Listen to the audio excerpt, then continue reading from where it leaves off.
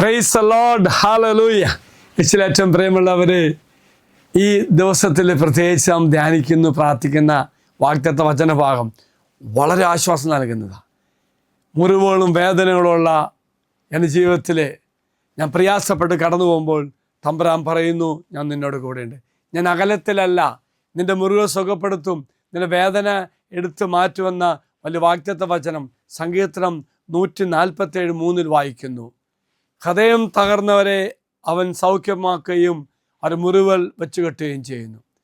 പ്രിയമുള്ളവർ, ഈ സെൻറ്റൻസ്, ഈ വചനഭാഗം കേൾക്കുമ്പോൾ നമ്മുടെ മനസ്സിലേക്ക് ആഴത്തിലുള്ള വൈകാരികവും ആത്മീയമായ വേദന സുഖപ്പെടുത്തുന്ന ദൈവത്തിൻ്റെ ആഴമായ കാരുണ്യത്തെയും ശക്തിയും സൂചിപ്പിക്കുന്നു. അതായത് പ്രിയമുള്ളവരെ, ദുഃഖവും വേദനയൊക്കെ അനുഭവിച്ചിരുന്ന അവസ്ഥയിൽ നമ്മുടെ ജീവിതത്തിലേക്ക് ആഴത്തിലുള്ള വൈകാര്യമായ ഒരു സ്വാന്തനമായിട്ട് ഈശോ കടന്നു വരികയും എൻ്റെ എല്ലാ വേദനയിൽ നിന്നും കർത്താവ് എന്നെ സുഖപ്പെടുത്തുകയും ചെയ്യും. ഒപ്പം തന്നെ കർത്താവ് എന്താ പറയുന്നത്, എൻ്റെ കരുണയും ശക്തിയും എല്ലാ ദുഃഖത്തിൽ നിന്നും എന്നെ മോചിപ്പിക്കും. നമ്മുടെ നഷ്ടവും നമ്മുടെ ദുഃഖവും വേദനയും എല്ലാം മാറ്റിക്കൊണ്ട് ആശ്വാസം പുനഃസ്ഥാപിക്കുന്ന തമ്പുരാൻ്റെ കുരിശ്, ആ കുരിശിൻ്റെ ശക്തി ഇന്നെനിക്ക് അനുഭവിക്കാൻ സാധിക്കണം. നമ്മുടെ തകർച്ചയിലുള്ള, നമ്മുടെ കഷ്ടപ്പാടിലുള്ള ആത്യന്തികമായി നമുക്ക് തരുന്ന എല്ലാ വേദനകളും ഈശോ എടുത്തു മാറ്റി അനുഗ്രഹിക്കും. ഇതിലൂടെ കർത്താവ് പറയുന്നത് ദൈവം അകലെയല്ല, മറിച്ച് നമ്മുടെ ജീവിതത്തിൽ സജീവമായി ഇടപെടുന്നു എന്നാണത്.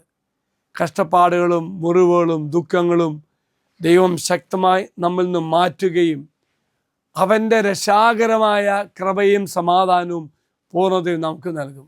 മറക്കരുത്, അവൻ്റെ സമാധാനം, അവൻ്റെ പൂർണ്ണത, അവൻ്റെ സൗഖ്യം കർത്താവ് തരും.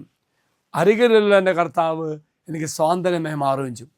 ഈശോയ്ക്ക് നിന്നെ അത്ഭുതം പ്രവർത്തിക്കണമെങ്കിൽ, നിൻ്റെ നിയോഗം ഈശോയ്ക്ക് അറിയാമെങ്കിലും ഈ വാഗ്ദത്ത പേടകത്തിലേക്ക് സമർപ്പിച്ച്